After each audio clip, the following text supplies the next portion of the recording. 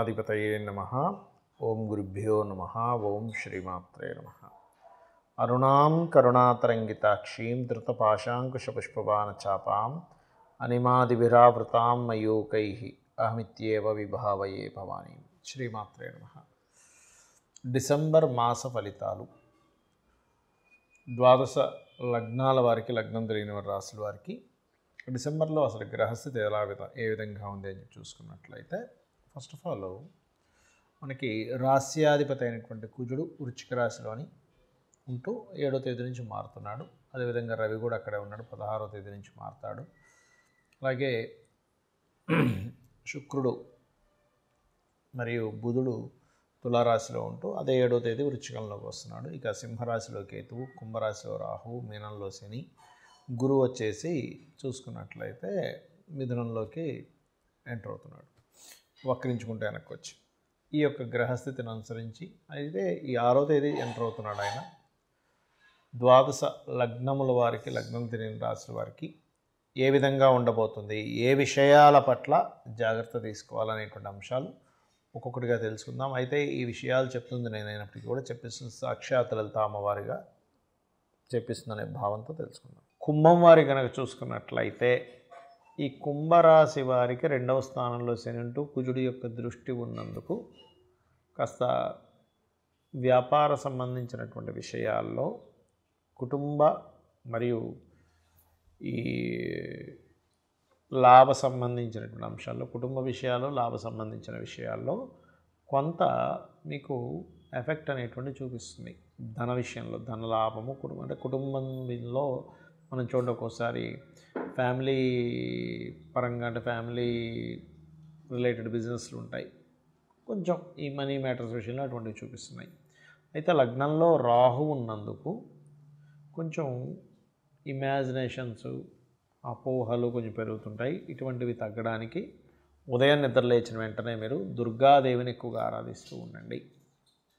అలాగే ఉద్యోగ సంబంధించిన విషయంలో మీకు ఫస్ట్ వీక్ ఏదైతే ఉంటుందో, మొదటి వారము అంత అనుకూలంగా లేదు ఉద్యోగ సంబంధించిన విషయంలో. 2, 3, 4 వారాలు మాత్రం కొంచెం అనుకూలంగా ఉంది. కాకపోతే అది కూడా ఉన్న ప్రదేశం నుంచి వేరే ప్రదేశానికి మారడం వల్ల మరింత తక్కువ అనుకూలం చూపిస్తుంది. కొత్త వాహనం కానీ, గృహం కానీ, ఏదైనా కొత్త వస్తువు కానీ కొనుగోలు చేసేటువంటి యోగం అధికంగా చూపిస్తుంది. సంతానం విషయంలో, ప్రేమ వ్యవహారాలకు సంబంధించిన విషయాల్లో కొంచెం ఎక్కువ స్ట్రెస్ ఉంటుంది ఇక్కడ. ఎందుకంటే పంచమంలో ఉండే గురువు మీద రాహు దృష్టి ఉంది, లగ్నంలో ఉండే రాహు దృష్టి ఉంది. కాబట్టి ఈ ప్రేమ వ్యవహారాలు, సంతానం సంబంధించిన విషయాల్లో కొంత ఎక్కువ స్ట్రెస్ని ఇస్తూ ఉంటుంది. ఈ నెల కాస్త చూసుకోవాలి. అలాగే వివాహ నిర్ణయాలు, జీవిత భాగస్వామి వేరే ప్రాంతానికి వెళ్ళడము, వివాహ నిర్ణయాలు తొందరపడి తీసుకోకూడదు లగ్న రాహు సప్తమ కేతు ఉన్నందుకు. మరియు అదేవిధంగా ఇక్కడ ఈ కుంభము వారికి ఉద్యోగ సంబంధించిన విషయంలో మరింత అభివృద్ధికరమైన వాతావరణం రావాలి అనుకుంటే శనికుజ గ్రహాల దగ్గర దీపారాధన చేయండి. వివాహం ఇప్పటికే లేట్ అయిపోయిందని ఇంకొక సంవత్సరం ఆగాలంటే కష్టం కదా అని అనుకునేటువంటి వారు ఓం కామేశబద్ధ మాంగళ్య సూత్ర శోభిత కందరాయ నమః అనే మంత్రం చేయండి. అన్ని విధాలు బాగుంటుంది. చాలామంది నన్ను అడుగుతున్న విషయం ఏంటంటే, మీరు గోచార ఫలితాలు చెప్తున్నారు, ఈ గోచార ఫలితాలు కాకుండా మనం వార ఫలితాలని, మాస ఫలితాలు చెప్పుకుంటుంటాం కదా, అసలు పర్సనల్ చార్ట్ మూలంగా ఎటువంటి జాగ్రత్తలు తీసుకోవచ్చు, ఎటువంటి విషయాలు తెలుసుకోవచ్చు అని నన్ను చాలామంది అడుగుతున్నారు. అదేమిటంటే, ఫస్ట్ ఆఫ్ ఆల్ మనం పర్సనల్ చార్ట్ తెలుసుకోవాలంటే మనకి లగ్నము, నక్షత్రము, రాశి, గ్రహస్థితులు ఎలా ఉన్నాయో తెలుసుకోవాలి. ఇది తెలుసుకోవాలంటే మీరు పుట్టిన తేదీ, నెల, సంవత్సరము, సమయము, ప్రాంతము కావాలంటే మీరు ఏ ఊరిలో పుట్టారు, ఏ సమయంలో పుట్టారు, ఏ తేదీలో, ఏ నెలలో, ఏ సంవత్సరంలో పుట్టారు. దానివలన మీ యొక్క గ్రహస్థితి, అంటే మీరు పుట్టినప్పుడు ఉండే లగ్నం నుంచి గ్రహాలు ఎక్కడెక్కడ ఉన్నాయి, మనం పూర్వజంలో చేసుకున్న కర్మల మూలంగా ఆ గ్రహాలు అక్కడ స్థితి పొంది ఉంటాయి. అంటే కొంతమంది చూడండి ఫైరీ నేచర్ ఉంటారు, కొంతమంది ఎమోషనల్గా ఉంటారు, కొంతమంది అంటే ఒక్కొక్కరు ఒక్కో మనీ మైండెడ్ ఉంటాయి, good communicators, very strong, very fiery, కొంచెం ఎమోషనల్గా ఉండేవాళ్ళు, ఆర్టిస్టిక్ నేచర్ ఉండేవాళ్ళు, ఎక్కువ గొడవలు పెట్టుకునేవారు, సోషల్గా ఉండేవారు, సీక్రసీగా ఉండేవారు, ఎక్కువ స్పిరిచువల్గా ఉండేవారు, ఎక్కువ వర్కాలిక్గా ఉండేవారు, బిజినెస్ మైండెడ్తో ఉండేవారు, సేవాతత్వంగా ఉండేవారు. ఇట్లా రకరకాల వ్యక్తులు ఉంటారు. అది అసలు మీరు ఏమిటి అసలు అలా ఉండడం వల్ల మీకు లైఫ్లో బాగుంటుందా బాగోదా అనే విషయాన్ని మీ తత్వం ఏంటని వెరీ క్లియర్గా జాతకం చూసి చెప్పచ్చు. బట్ డేటు, టైము, ప్లేసు ఇవి పర్ఫెక్ట్గా ఉండాలి.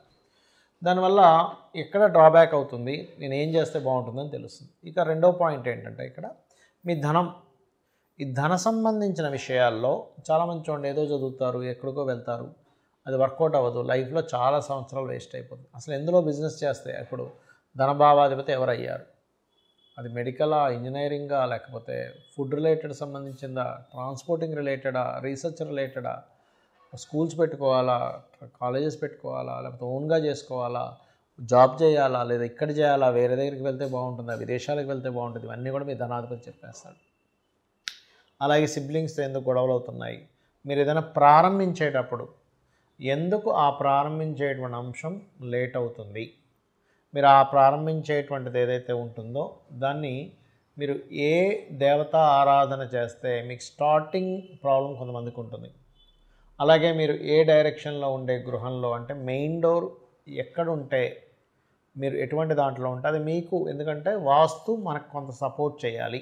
గుర్తుపెట్టుకోండి, జాతకం ఎంత సపోర్ట్ చేస్తుందో వాస్తు మీకు సపోర్ట్ చేసినప్పుడు బాగుంటుంది. కాబట్టి దీనికి ఏంటి, మీరు ఎప్పుడు గృహం తీసుకుంటే మంచిది, ఎలాంటి గృహం తీసుకుంటే మంచిది, ఏ డైరెక్షన్లో ఉంటే మంచిది, అది అసలు మీ పేరు మీద తీసుకోవచ్చా లేదా, మీ జీవిత భాగస్వామి పేరు మీద తీసుకుంటే మంచిదా, లేకపోతే మీ పిల్లల పేర్ల మీద తీసుకుంటే మంచిదా అనేది ఒక లెక్క ఉంటుంది. అలాగే ఇక్కడ సంతాన అభివృద్ధి అనుకోండి, ప్రేమ వ్యవహారాలు అనుకోండి, ప్రేమించి పెళ్లి చేసుకుంటారా, లేకపోతే నార్మల్గా ఇంట్లో వాళ్ళు చూసిందేనా, లేకపోతే 2 వివాహాలు ఉన్నాయా, ఒకవేళ జీవిత భాగస్వామిని ఇంకా తప్పించుకోలేని స్థితులు ఉంటాయి కొంతమందికి ర్యాష్గా ఉండేవాళ్ళు, రకరకాల వ్యక్తులు వస్తూ ఉంటారు. మనం యాక్సెప్ట్ చేయవలసిన పరిస్థితి ఉంటుంది కొన్నిసార్లు.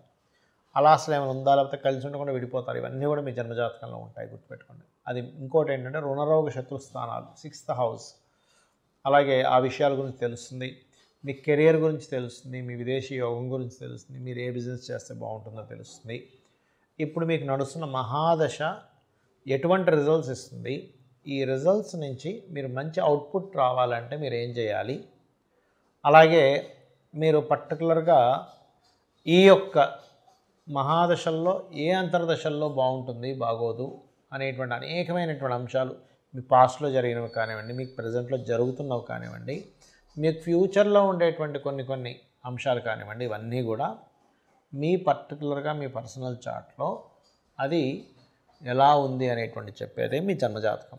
మరి గోచార ఫలితాలు ఎందుకు చెప్పుకుంటున్నాం అంటే, మనం పని చేస్తున్నాం, ఒక బిజినెస్ చేస్తున్నాం, మార్కెట్ బాగుంది, బిజినెస్ బాగా సాగుతుంది, మార్కెట్ అంతంత మాత్రంగా ఉంది, అంత గొప్పగా సాగదు కదా.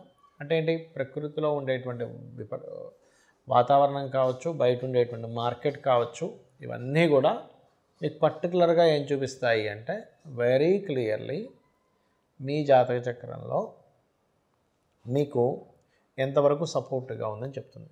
అయితే దీంతోపాటు మీరు అసలు ఏ దేవత ఆరాధన చేసుకుంటే వీటన్నిటి నుంచి బయటపడతారు.